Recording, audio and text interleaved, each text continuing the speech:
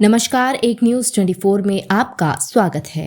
प्रशांत किशोर ने बांकीपुर विधानसभा उपचुनाव में भाजपा के नीरज कुमार को 19,000 से अधिक वोटों से हराकर एक ऐतिहासिक जीत दर्ज कर दी है।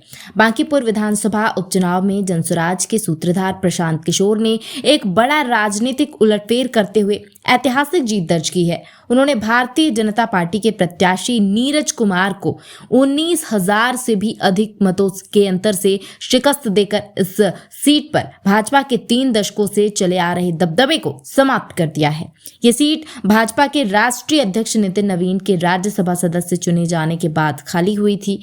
अपनी पहली चुनावी सफलता के बाद प्रशांत किशोर ने मीडिया से बातचीत करते हुए बताया कि वो किसी भी राजनीतिक दल या गठबंधन के साथ नहीं जाएंगे। उन्होंने स्पष्ट किया कि जनसुराज बिहार की राजनीति में स्वतंत्र रूप से आगे बढ़ेगा और उनका इकलौता गठबंधन राज्य की जनता के साथ है।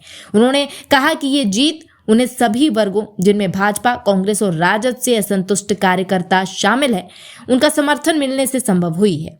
चुनाव परिणाम आने के बाद संवाददाताओं से बातचीत में प्रशांत किशोर ने माना कि हाल ही में युवाओं जेनजी द्वारा चलाए गए देशव्यापी विरोध प्रदर्शनों से बने माहौल ने चुनावी नतीजों को प्रभावित किया होगा।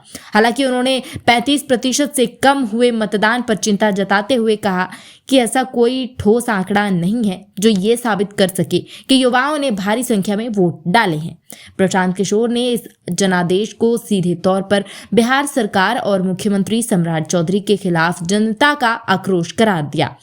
उन्होंने कहा कि ये फैसला केंद्र सरकार और भाजपा नेतृत्व के लिए भी एक बड़ा सबक है।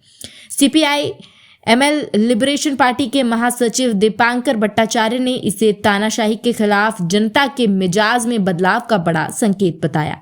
कांग्रेस और आरजेडी दोनों ही दलों ने कहा कि बांकीपुर का ये फैसला सत्ता में बैठी भाजपा की नीतियों के प्रति जन आक्रोश को दर्शाता है और आगामी चुनावों के लिए ये एक नया रुख तय करेगा। वरिष्ठ नेता शिवानंद तिवारी ने कहा कि उन्होंने आज के युवा और छात्र आंदोलनों की तुलना 1974 के छात्र आंदोलन से करते हुए कहा कि मौजूदा दौर का युवा राजनीतिक रूप से बेहद सजग हो चुका है।